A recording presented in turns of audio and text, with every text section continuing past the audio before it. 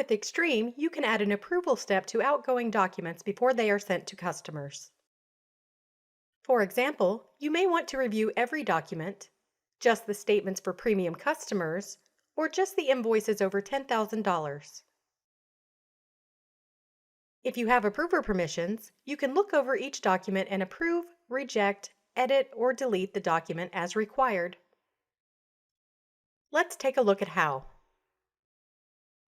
In Supervisor, select the Review tab to see a list of the documents that are waiting for approval.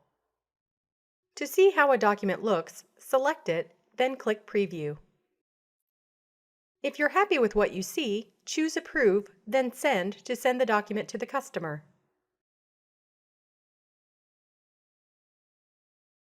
If you want something changed, click Reject, add a comment, then choose Reject again. Depending on your role, you may also be able to edit the document using Storyteller and the template engine. You can change some text, and then you can approve or reject the document. You can also delete unwanted documents. You can approve, reject, or delete multiple documents at the same time. For more information about using Supervisor, see the other videos in this series.